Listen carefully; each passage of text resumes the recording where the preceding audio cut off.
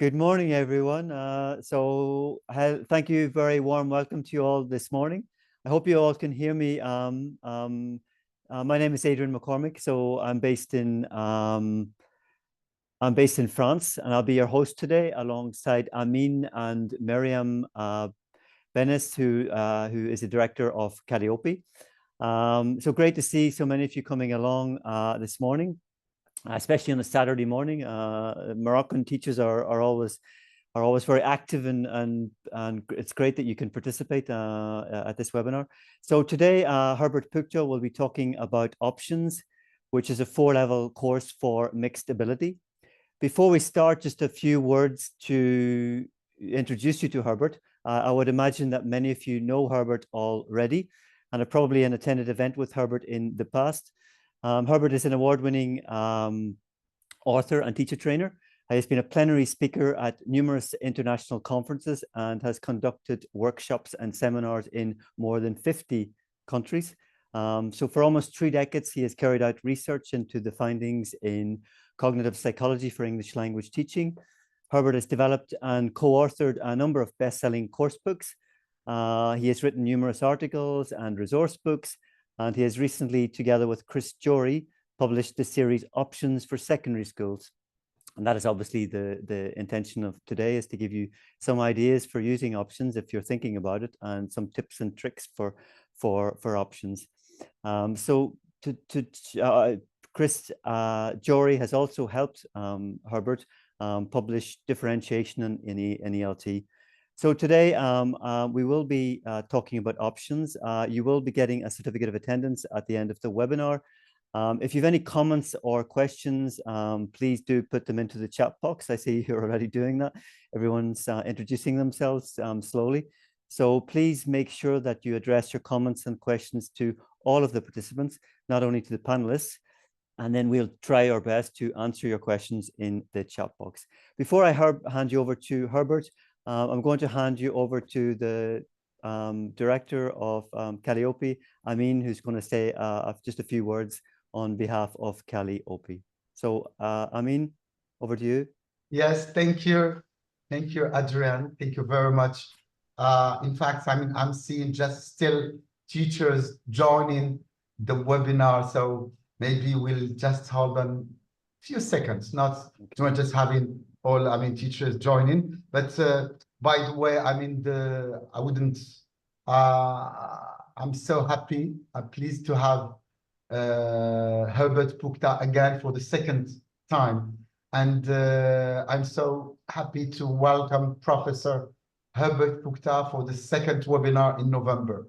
In fact, we had our first webinar for primary teachers in 2 weeks ago.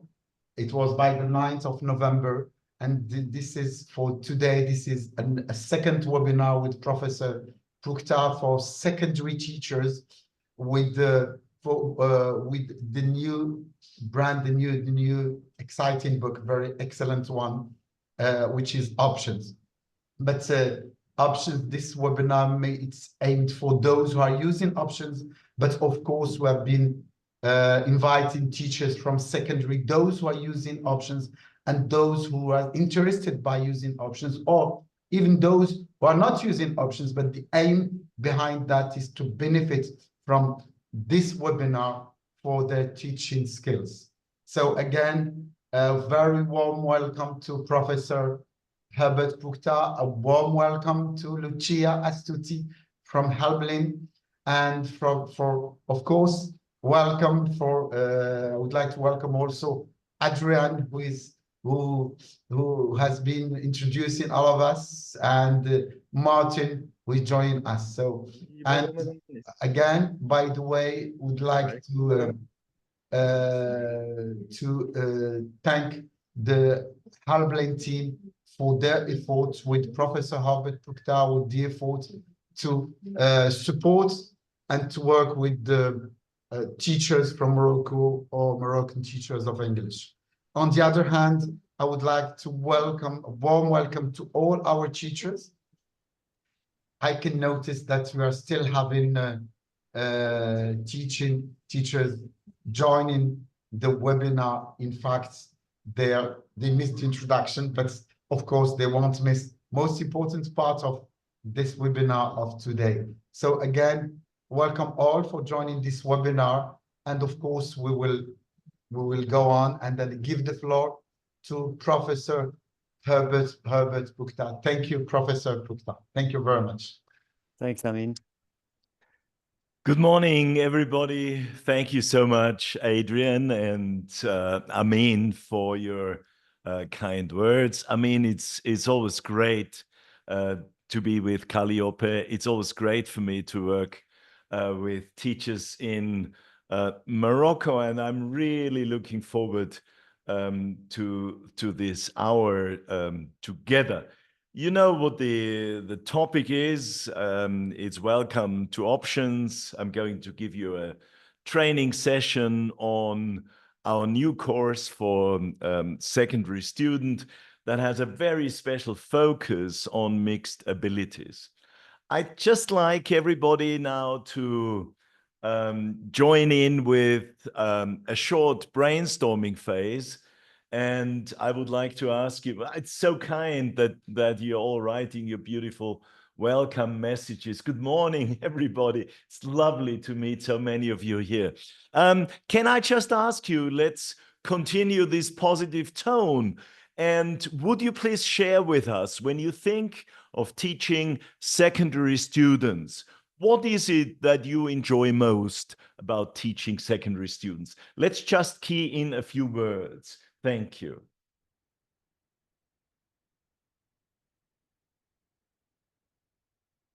So, okay, lovely.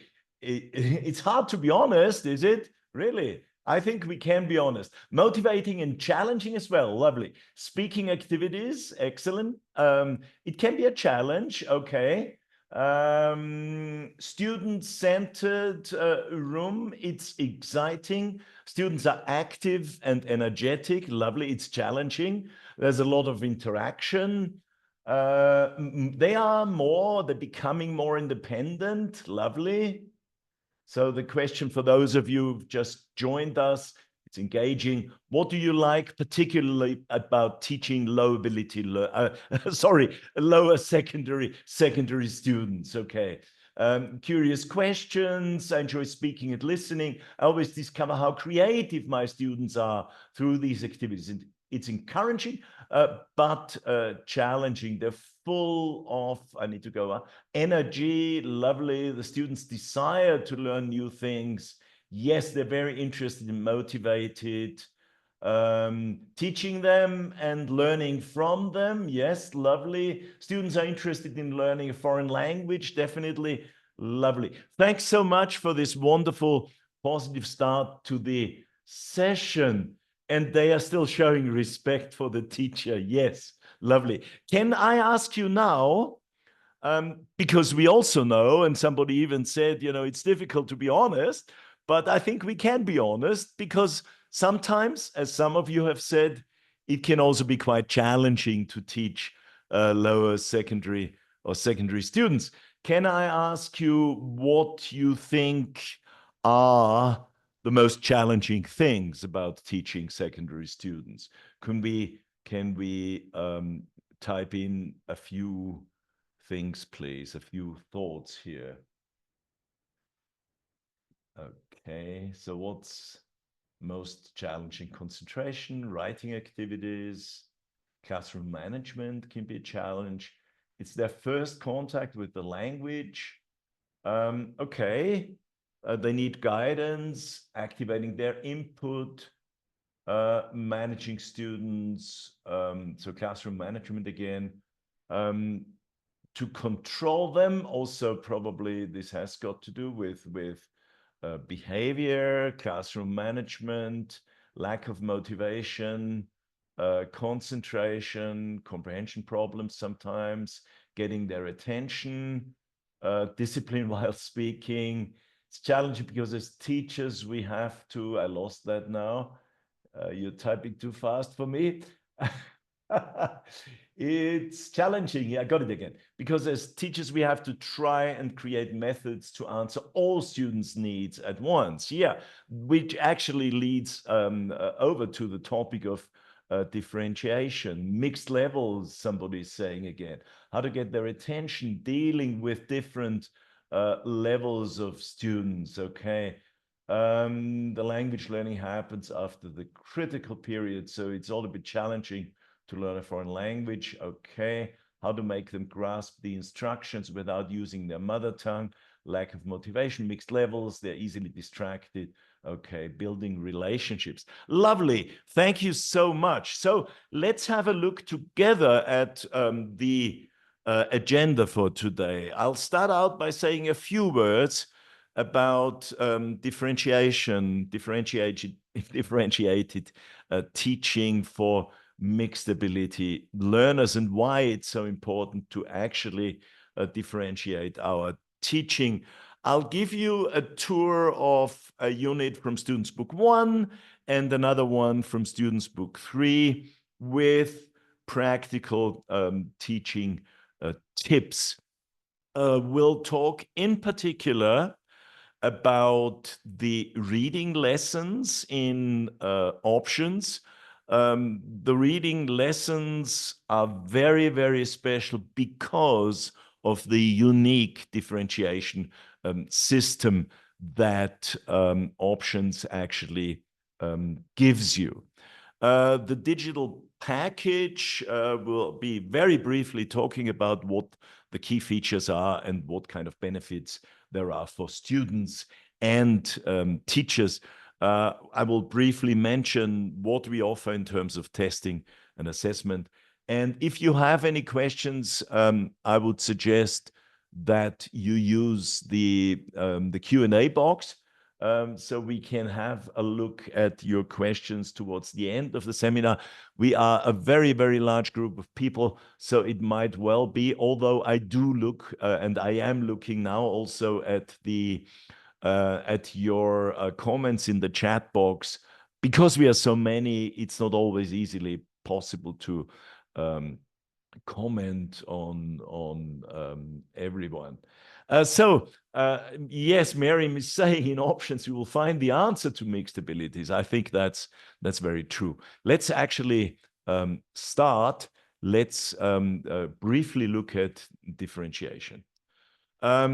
So the question is, what is differentiation? I'd like to quote Caroline Ann Tomlinson here, who says, differentiating instruction is doing what's fair for students. It means creating multiple paths, and I would like to stress this. Please note this expression, creating multiple paths, so that students of different abilities, interests, or learning needs experience equally appropriate ways to learn. It's a key point here. We're talking about a key point. Any class you teach, and I have taught in my life from kindergarten to university, any class you teach is a mixed ability class. And not only mixed ability, mixed interest, mixed learning capabilities, mixed learning needs, mixed life experiences, mixed social backgrounds, what have you. And of course, for a teacher, it's not always easy to actually adapt her or his teaching to all the different needs and capabilities we have represented in our classrooms. That's why I believe, and my co-authors, Chris Jory, Peter Lewis-Jones, Chris Holzman, and I believe that one actually also needs to get support from your teaching materials. I think the teacher alone cannot do everything that is needed in order to teach in a differentiated way, systematically and regularly. Let me briefly also quote Caroline Tomlinson again, because this quotation goes to the very heart of what differentiated teaching and differentiated learning are all about. Differentiated teaching and differentiated learning are not about giving different worksheets to students of different capabilities. So they are learning on different learning tracks forever. The purpose of differentiation is actually to help them become better, to further develop their capabilities, and actually achieve more than what students believe is possible for them to achieve. That's why teachers are so important. We are not just the ones who hand out materials. We are not just the ones who explain things to our students. We are the ones who are the leaders in the classrooms. And a good leader believes in their students.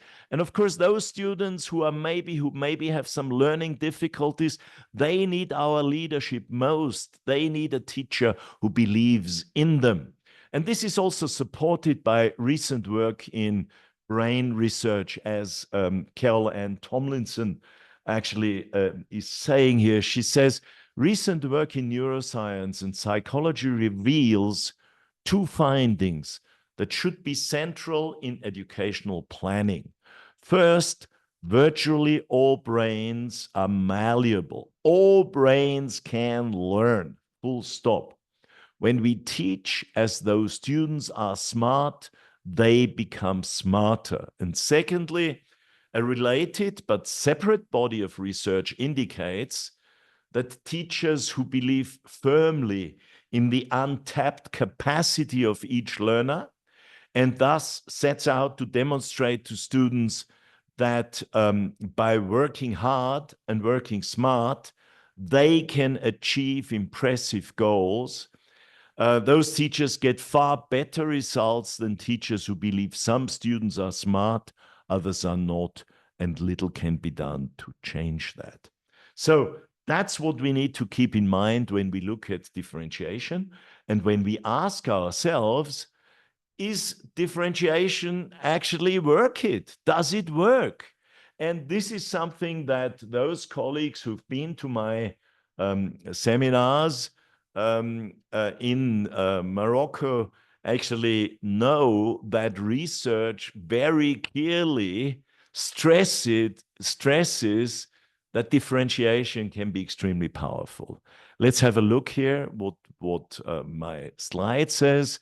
The most important educational researchers, people like John Hattie, Robert Marzano, and others, have looked at hundreds and hundreds and hundreds of research studies, and they've looked at different teaching strategies, and they have developed statistical means to measure the impact that different teaching strategies have on the students' learning. These so-called HITs, or high impact teaching strategies, they stand at the top of these rankings. And HITs are the top instructional practices that we can use that reliably increase students' learning wherever they are implied. Now, when we look at the 10 most important, most impactful teaching strategies, this is fascinating. Why? Because we can say, as language teachers, we are already using almost all of these high-impact teaching strategies. Let's briefly look at them. Of course, we set goals. We don't go into our lessons and say, well, I have no idea what I'm doing today. We structure our lessons. We teach explicitly, for example, when we teach grammar, when we give them a grammar practice activity, we give them some worked examples so they know what they're supposed to be doing with the new structure. A language classroom without group work, pair work, random pair work, would be impossible. So collaborative learning is a standard feature of any good foreign language classroom. Of course, multiple exposures are important. It's not only the teacher's language that has an important impact on the students' learning. It's also the audios, it's the teachers, it's the videos, it's other input that we use on top of the teacher's voice. I was probably the first one globally who started talking about developing thinking skills in the foreign language class, metacognition, critical thinking. It's something that these days many other people also talk about, extremely important. Questioning, of course, good questions are important in the language class. We give our students feedback. We even ask them to sometimes give feedback to us.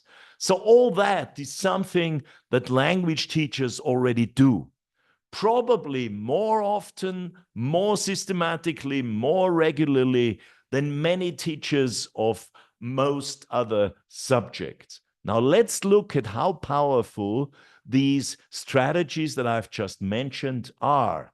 We need to look at effect size. And under effect size, you can see a figure. Let's have a look at the explanation here. Effect size is a measure of how well a strategy, an intervention, has worked in varying contexts. So if we have an effect size of 0.2, around 0.2, this would be small impact. In other words, we don't need to bother using this strategy. If a strategy has an effect size of 0.5 or higher, then it's medium, and medium is actually very impactful. So we can see here that all these, and of course, this can be explained because it's the 10 most powerful strategies, that all these strategies have an impact of at least 0.5, with one exception, and then go up higher, go up to, if you look at metacognition, go up to 0.82. Now, some of you may know the answer to my question. What about differentiated learning? Can you just guess the effect size? Can you please key it in here in the chat box? Let's just see what we can do. Somebody, Malika, is quoting the 4 C's. Yes, absolutely. But let's have a look now at what do you think? How impactful, thank you, is differentiated learning? And we have the first guesses. Hamza El Kari says 0.9. We have 0.6208, 0.5, 0.8, 094, 07, 05. I will reveal it. You will be surprised. Differentiated learning, if done properly, if done regularly, and that is, of course, the secret, is actually the most impactful of all the teaching strategies. 0.5 to 1.28. So this is, as Youssef Neya says, sorry if I pronounce your names wrongly, this is amazing. This is amazing, and it is something that teachers need to take seriously, while we also know that doing differentiation regularly is something that can be extremely challenging. And that's why I believe, why my co-authors believe, we have to help them with their differentiated learning. We call options, and you will agree with me at the end of this webinar, the best choice for mixed ability. It's actually the first course book that really takes differentiation seriously and gives you a systematic support system to teach in a differentiated way. We have also, Chris Jory and I have written a book called Differentiation in ELT. Oops, sorry. It's brand new, where we offer both theoretical considerations and also practical strategies for differentiation. Let's start right away. Let's look at a unit. But before we do that, let's look at the book structure. So this is the scope and sequence of options 1. You can see that the macro structure is about a welcome unit and then 8 units. We have, of course, a very carefully and balanced language syllabus, but we also have an educational syllabus. You can see, for example, when you look at the content areas that we have dedicated culture pages, we have projects that focus on sustainable development goals. And when you look down here at the footer on the right-hand side of the page, these are the educational goals that we focus on in quite a number of the activities. We focus on critical thinking skills. We develop imagination and creativity. The colleague who previously wrote about the 4 C's, okay, you can see this is covered also in options. Communication is the next one. We care about global thinking, social and emotional learning.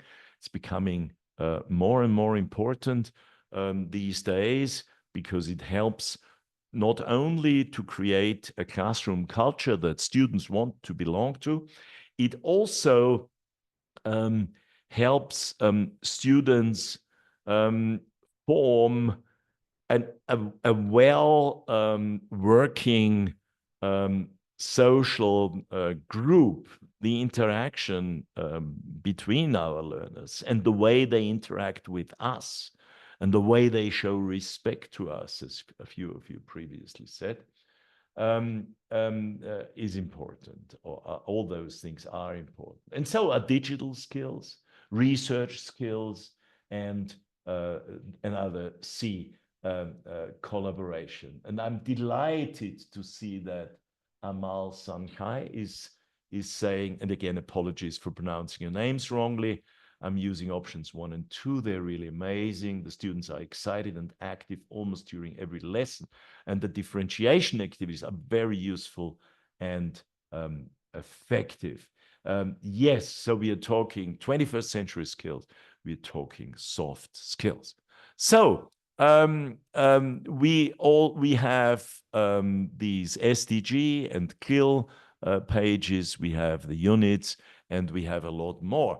And this now is a unit structure. So let's look at the microstructure, so to speak. That is something that is important for all 4 levels. We know that teenagers need a lot of variation. They want to have interesting content, fun content occasionally also. But we also know that we need to give them good structures. We need to give them a security, and that's something they get from regular features that recur throughout the course book. The first spread, as you can see, that is always about the teaching of vocabulary, language presentation through a video. Spread 2 is about the first grammar focus and the first vocabulary focus, and starts up the students' speaking activity. Spread 3, grammar 2, and listening and speaking. So we start working with skills here. Spread 4, reading and writing. We continue our skills work. learning for life. So this alternates with learning to learn. So in every other unit, we have learning for life, or we have learning to learn, and the learning for life pages also feature a video. There is also a video on the next spread. It's actually an animated video. It's a fantasy story called The Secret Spring that also teaches a lot of everyday English, chunks of language, very important for the students' communication. And then on spread 5, what we have too is the unit review. The last spread of every unit, so the unit is rounded off by what I said previously, something on sustainable development goals and CLIL, or, because again, these spreads alternate, or culture pages. All right, so let me give you a short unit walkthrough. This is options 1, unit 5. We start here, so you can see the topic. Actually, here we are. So unit 5, our bodies. This is important for the students. It's important for students to understand what the purpose, what the objectives in a unit are. We start by saying, at the end of this unit, you know, and you can. So we are talking language, we are talking competencies. Here is the introduction of the lexical set. Of course, students can listen to these words. The teacher will explain if necessary.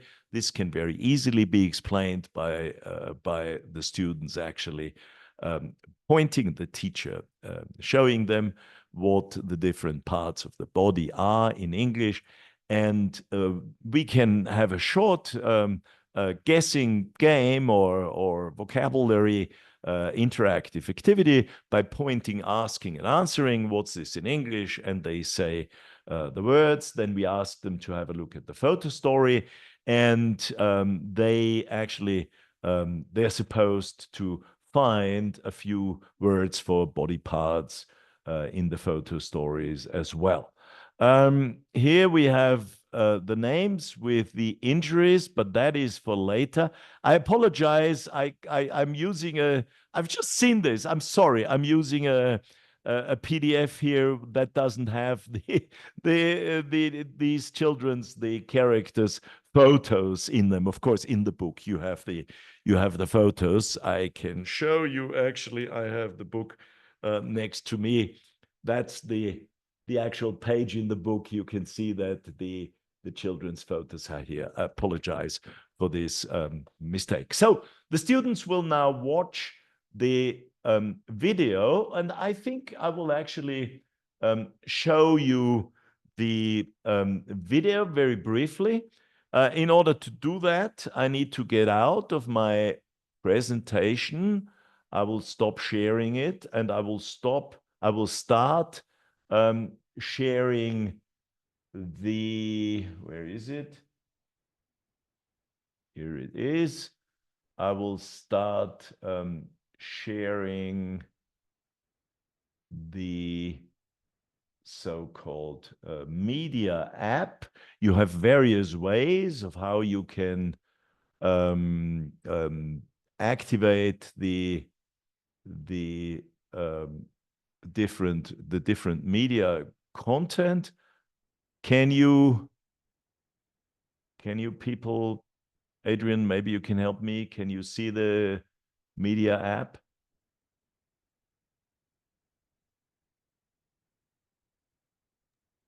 I can see your screen just with our bodies. Okay, let me. There is a link on the website as well that I gave to Let me teachers try again. for the media app where they can. No, that's fine. That's fine. It's fine, Adrian. That's fine. It's fine. So here we are. Here we have the audios. I need to go for so you can see we have a media app. I wanted to use this so you all can see how easy it is to find all the different media content. That's not the right one yet. So I need to go down a little, and we need this one, the broken arm. Okay, here we go.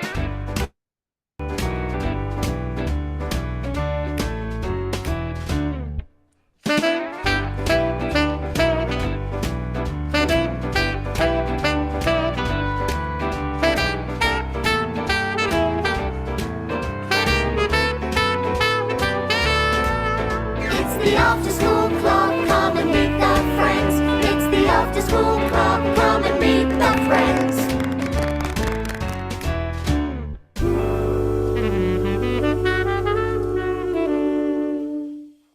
Let me quickly say this video's the after school club.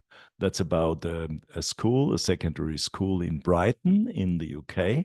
And the after school club is always about two parts.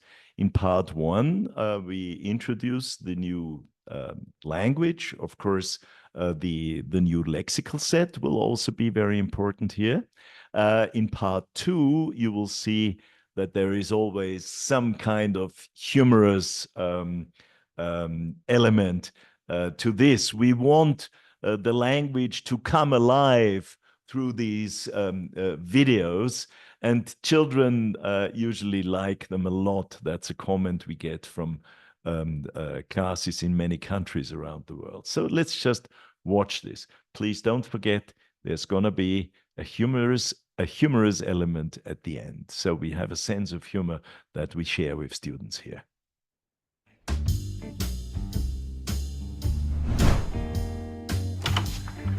Hi, Oliver.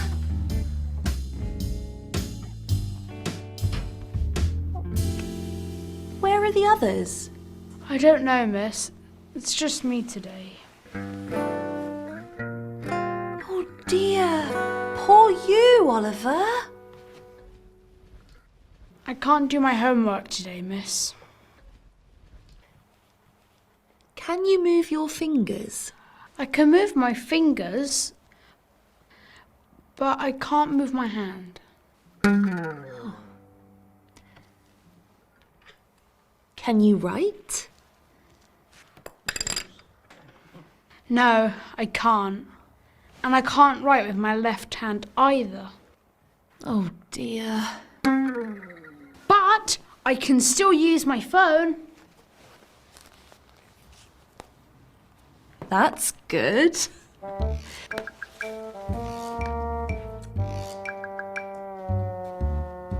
Okay. I can help you today, Oliver.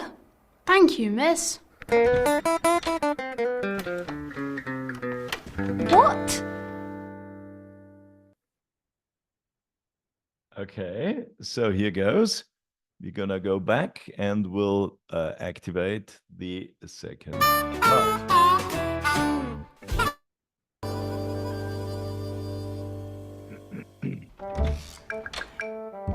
What? Not you as well, Alyssa. It's okay, miss. It's just a broken leg. But look at Oliver. His arm is broken.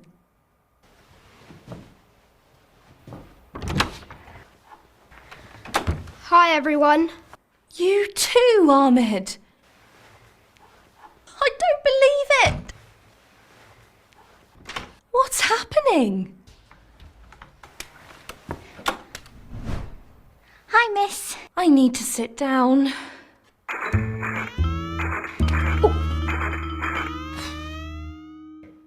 What day is it, miss? What? What day is it? Look at the board. April.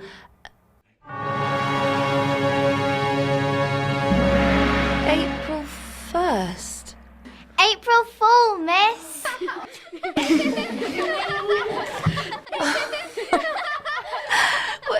You mean they're not... They're not real. Oh.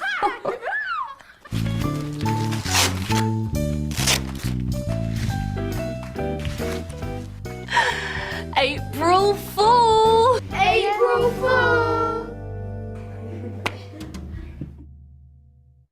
Okay, so I'll stop sharing this and we'll share my PowerPoint again. Here we go. Let me just ask you, I can't see the chat now. Let me just get the chat. Here's the chat. Okay. Thanks for saying you like it.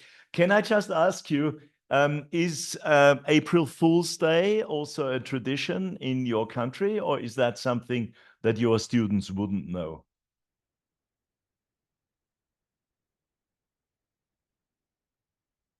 Yes, it is. And some say, no, it's not. Okay. So, well, if your students are not familiar with it, of course, a little, okay, the teacher will explain and will also explain to students that it's actually a day when it's allowed, when it's perfectly okay, that students play we should say a prank on the teacher, but it needs to be a harmless one. Of course, that is very, very important. So it's a way of introducing also a little bit of culture, also quite interesting maybe, that students in England call their teachers Miss, as you know, but it might be interesting for students, even if they are married women. That's just a school tradition. Okay, now, obviously, in the language in this video is not only body parts, it's also about can and can't for ability. So we have a very short speaking activity here. Can you speak French? Can you cook? Can you play the piano? Yes, I can. No, I can't. This is before we actually focus on the grammar. As you can see, this is the first grammar page. Can, can't. We always go back to the video. So it says, look at the photo story on page 61 again. Read and tick or cross. Can Oliver do homework today? Move his fingers, move his hands. So students get this right by ticking or crossing, then listening and checking. And then they talk about their answers. So they immediately receptively use the target grammar structure. Then we give them a language box where they can see the different the forms, which, as we know, are not different when it comes to can for the different persons in singular and plural. We have questions and answers, and again, that's something that they already saw in the video when the teacher said, "Can you do your homework?" I believe. And finally, there is a bit of inductive grammar work. They look at the grammar rules and they complete them with the words here, of course, with the help from the teacher. There is also a reference here to the grammar bank. So every page, every grammar page in the book has another grammar bank, another page of grammar in the appendix, and there is also a grammar wrap there, as you can see. If we have time, I'm going to play one to you later. Then another communicative activity. Can you? Yes, I can. No, I can't. Okay. Here we have a song, and in the song we introduce the next lexical set, in this case, body movements. We have move your ears, bend your knees, kick your left leg, open your eyes, wave your right arm, shake your arms, close your eyes, turn your head, with a number of activities also here. Let's move on to the next page. This is grammar 2, object pronouns. I don't need to say too much about this. You can see how clearly organized the page is.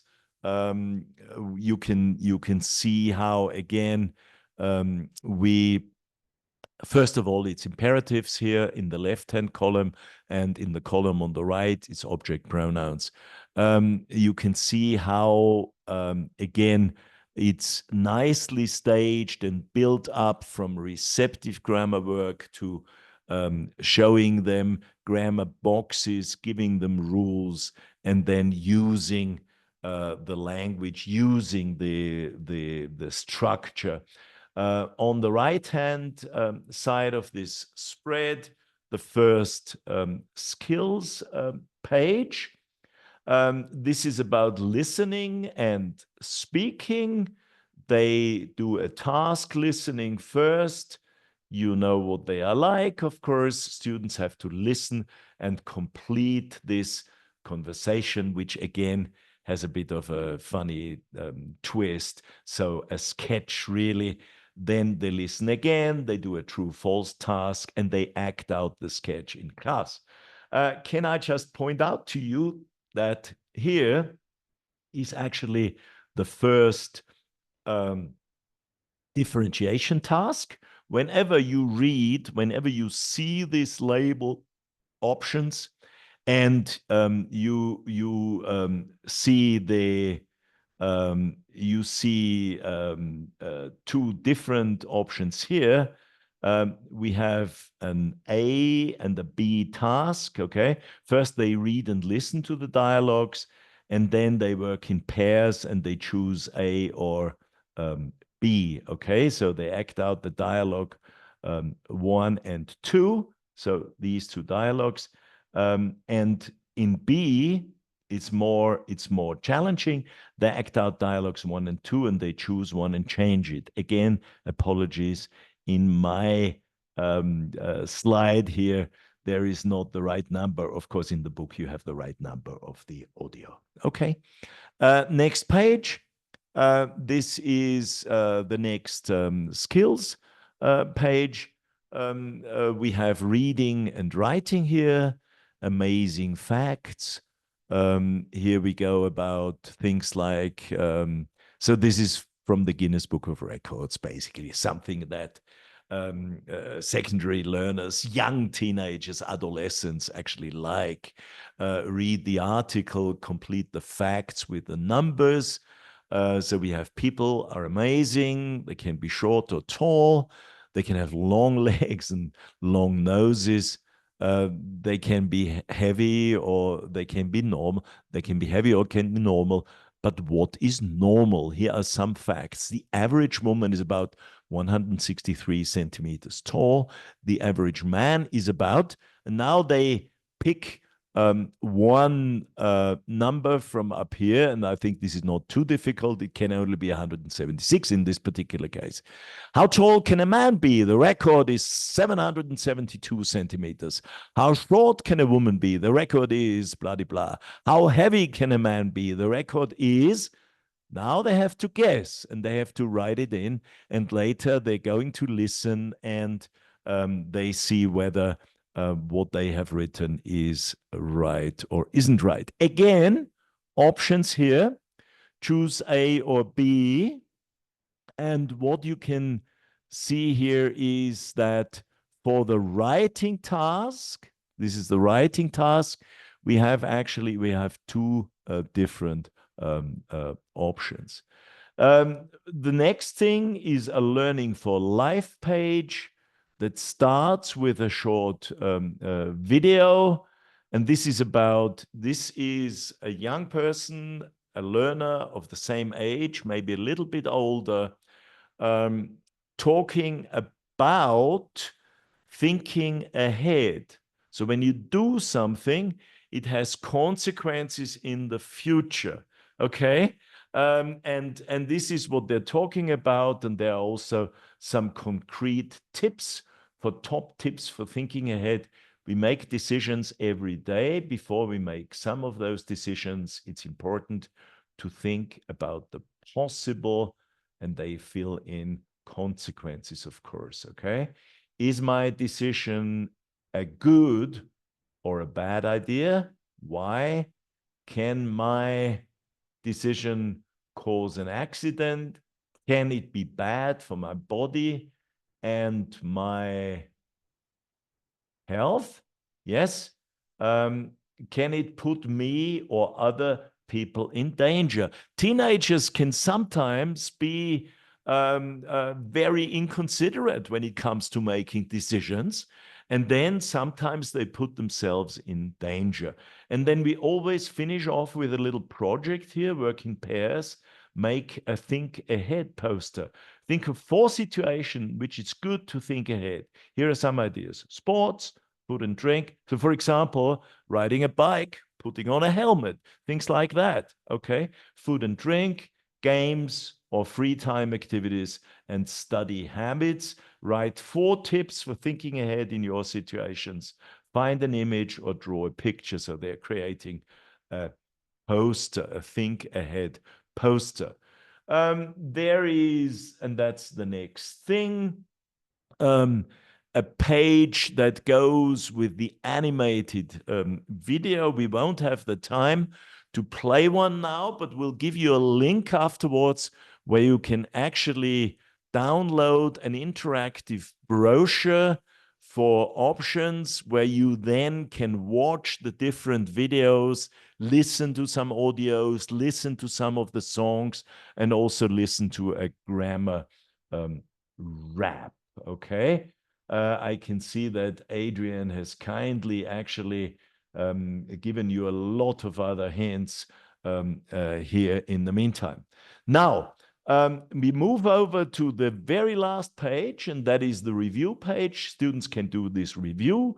They can then kind of look at their own work here. They can then go back to page 60, which is the beginning of the unit. You remember this page here, where we have the tick boxes, and they now can look at their results, and then they can tick.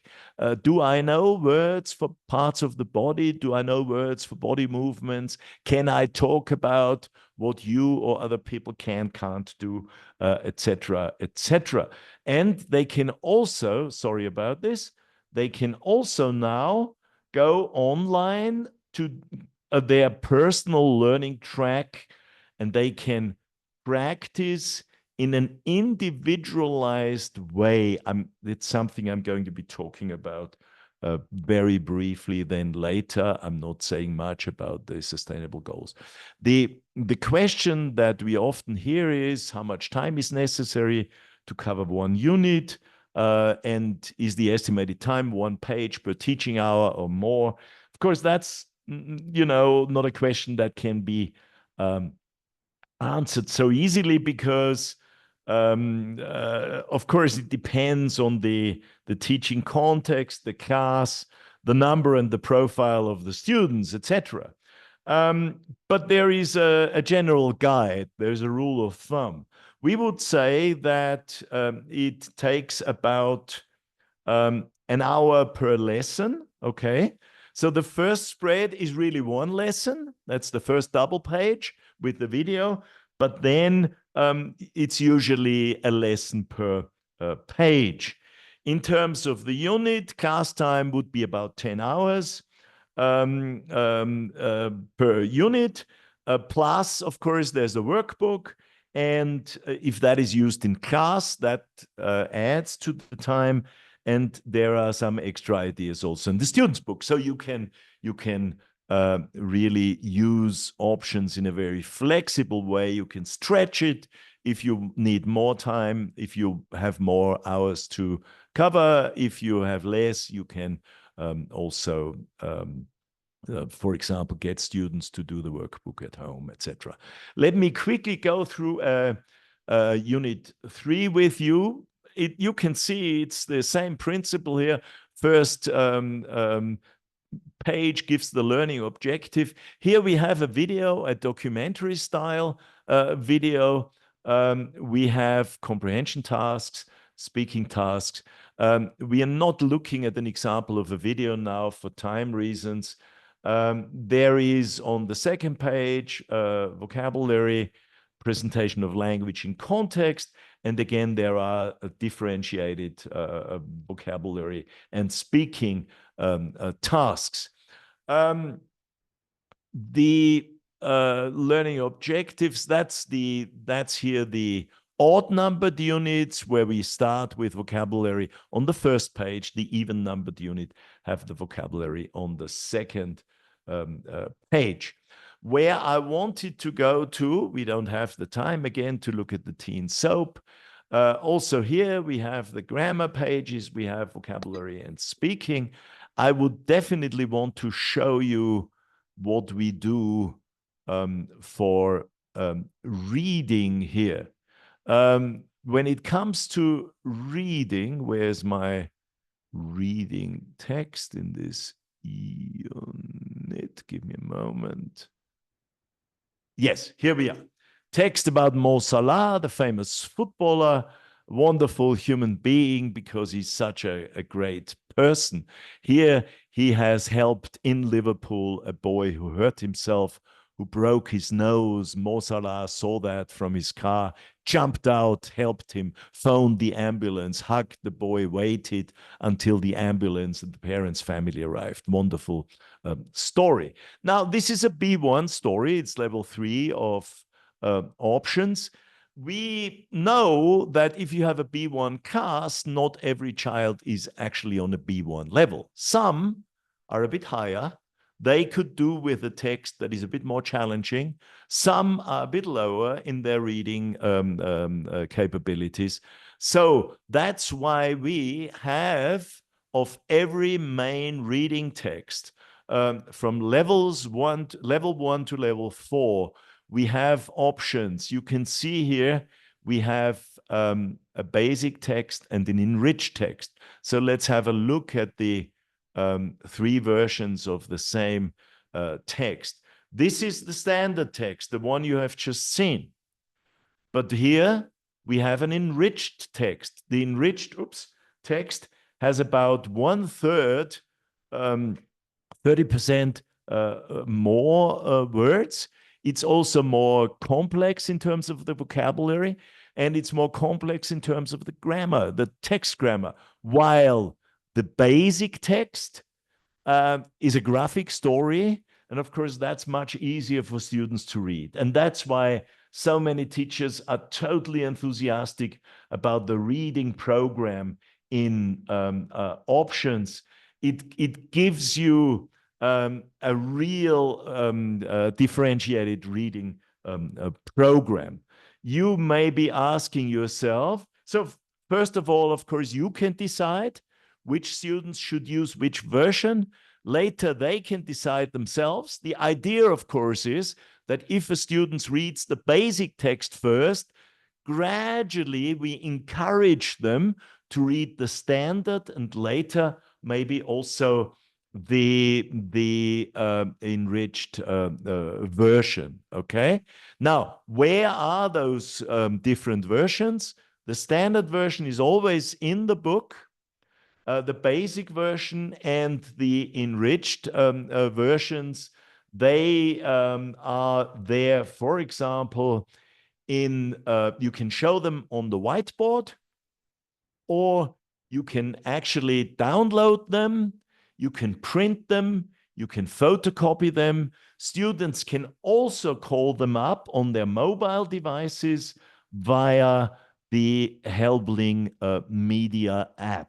So there's various ways how your students can access these texts. The key thing is that after they have worked on a text, we have activities that are in the book that students can do, at least theoretically, no matter whether they've read the basic, the standard, or the enriched text. Okay? So that's a totally new feature. No other course book actually has this. And we really mean it. So we have the same system, 3 different versions, of all these following texts, all the reading texts in the reading and writing lesson in the student's book, the corresponding reading text in the workbook, the CLIL text in the student's books, and the culture text in the student's book too. I have noticed that I have actually gone over time almost. Let me just say one thing really.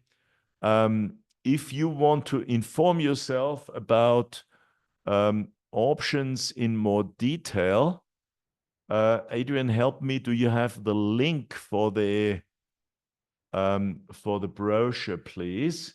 And Adrian, I'm handing. Herbert, I put the link for the brochure 2 or 3 times into the chat box. Okay, lovely. And Thank I've you also so much. done, the brochure is also attached in the chat box, so teachers have access to it.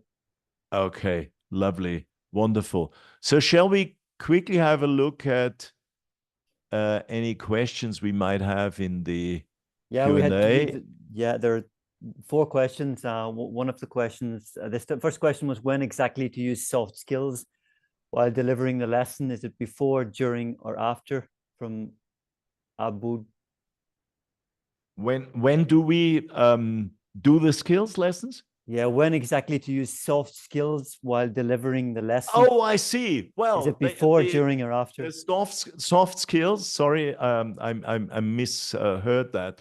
The soft skills are actually included in the lessons. For example, in the learning for life, you have seen one thing there. There is a number of soft skills that are covered actually in the lesson. Of course, if the teacher wants to do something on top of that, you're very welcome. But actually, we have a wide range of soft and 21st century skills that are covered both in the learning for life and learning to learn pages. Great. Okay, thanks, Herbert. Another question that's been asked by Fatima. How can we help shy students to collaborate with their classmates? Good point. Shy students often are shyer when they're supposed to speak in front of the whole class. So that's why it's important to have pair work, group work, and why it's important for the teacher to actually listen in to the students doing their pair work and praising the shyer students, because normally when they're working with a partner, it's actually easier for the students. Great. Okay, thank you. And Fatima asks a very interesting question, which I think is really good for you. Are the activities in the book, can they be applicable to all students with multiple intelligences? Yeah, I mean, I think that options actually goes a step further. Because we are not only talking about different kinds of intelligences, we are also really offering so many different text types, video types for all kinds of different learner needs and capabilities. So I would say my answer is a resounding yes to your question, Fatima. Thank you. And I'm not really sure about the last question. It's from Mustafa, who asks, is there any new book like this for high school students? But I'm not sure what. I think the answer is Yes, no. yeah, no. I think the answer is no, really.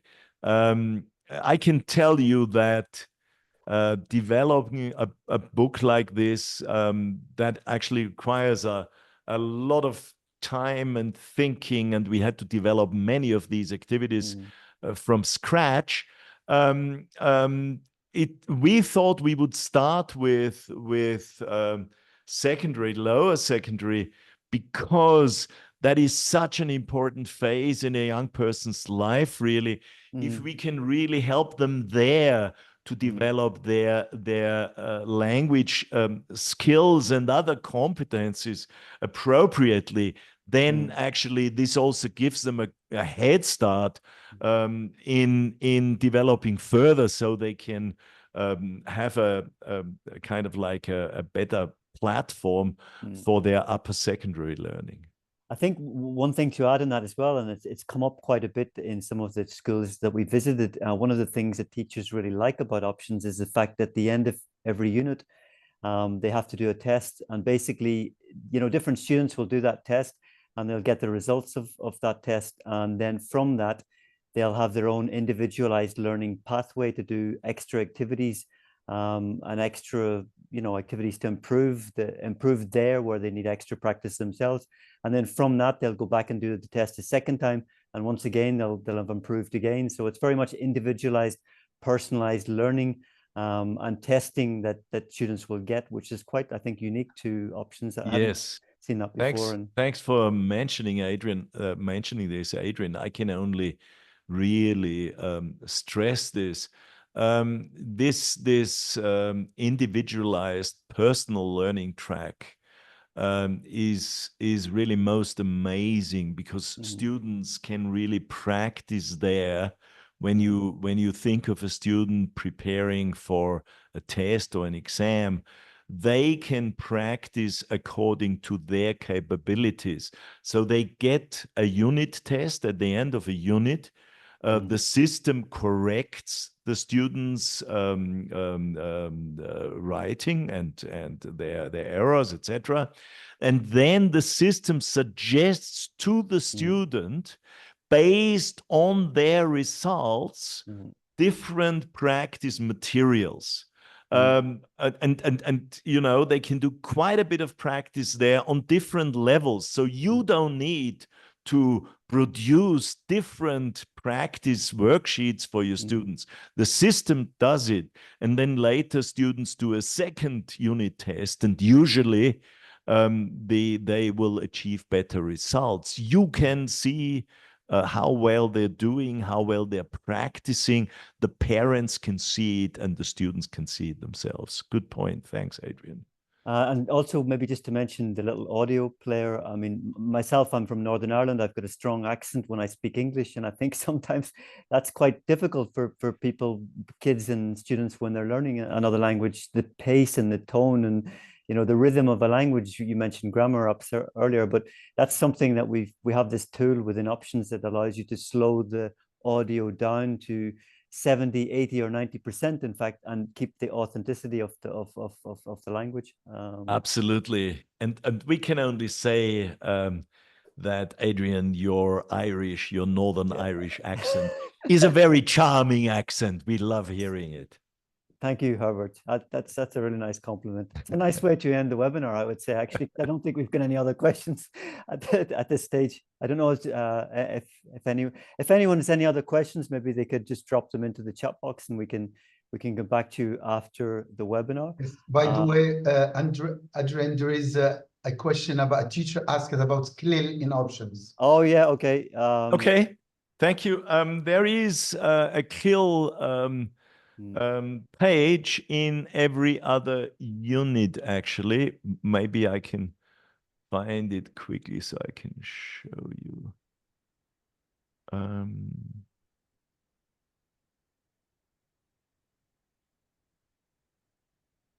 No, I can't find it now, but hang on a second.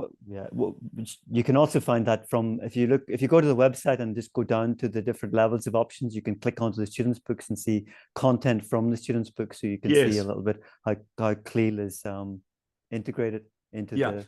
If you look here, for example, this is actually level 2.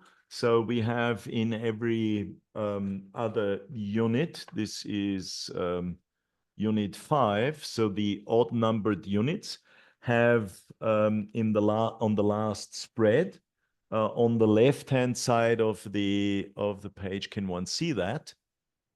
The left hand side of the page, there is Sustainable Development Goals, and on the right hand side of the page you have CLIL. So in this particular case, the Sustainable Development Goal is our changing planet.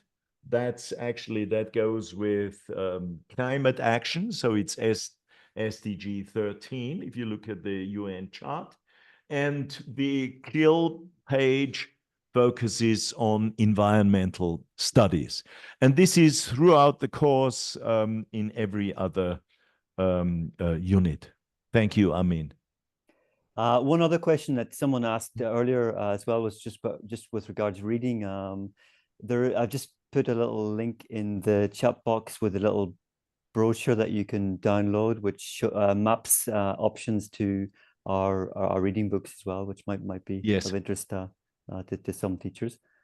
Yeah, very important. Extensive reading is something that we should definitely motivate our students to do. And helping have a very nice extensive reading program of graded readers that go very well with the different Common European Framework levels. Thank you, Adrian. And there's the last question that I can, sorry, there's two other questions. One is about dictation. What about dictation at learning English language process to kids from Herbert? Yes, spelling is in some ways becoming a bit less important, fortunately also a bit less threatening for learners who are not very good at spelling, because these days, at least when we use digital means of writing something, we usually have spell checkers that support us. But of course we can use dictations also with our students, especially in the early years. I love doing dictations that are a bit more exciting than the common way of dictating. One that I love doing, if you want a very exciting one, is what I call a running dictation. Imagine your classroom, you put your students in 4 or 5 or 6 groups of 4 or 5, depending on how many students you have in your class. Then you put as many, you use a short text, you copy it several times. So each group has one text, and you put it on the wall of the opposite wall in the classroom. And then each group, one student in each group starts, they run to the wall, they remember the first sentence, they run back to their group, and they dictate. Oh, we've got some background interference, I think. Yeah, and they dictate to their group this first sentence. Then the next learner runs back to the text, remembers the second sentence, runs back to the group again, dictates them the sentence. It's a lovely form of a dictation that students like a lot. Of course, you need to tell them, first of all, that they have to be very cautious so they don't bump into one another or don't bump into furniture, etc. So it's not really running, it's about walking fast. Thanks for that insight. I've just dropped another little link into the box. It's a webinar from yourself and Chris Jory as well, actually, where there's lots of tips and tricks and, useful little, things that I think will be useful for teachers to have a look at. If they want to have another hour with Herbert, that could be maybe nice to watch. I'm just checking to see if we've got any. We've another question from Youssef. Dr. Herbert, to what extent do options materials consider diverse cultural backgrounds, such as addressing cultural nuances like April Fool's Day? Yeah, thank you so much. As you can see, we are using some aspects of culture from English-speaking countries. In this case, the example I used was the April Fool's Day from a class in Brighton. But for us, for me and for my co-authors, culture is not just about the culture in certain countries. Definitely not just the culture in the UK or the US. Culture, that is all of us. Culture, that is, for example, young people in many countries and in all the countries around the world. So we have many texts also in the culture sections, which are not just about the UK or the US or Australia, but they are, for example, about how people in different countries live and what habits they have. And that is a very, very important point, because it's also got to do with identification. We want students in the countries that are using this book to feel that they are addressed as well. Mm.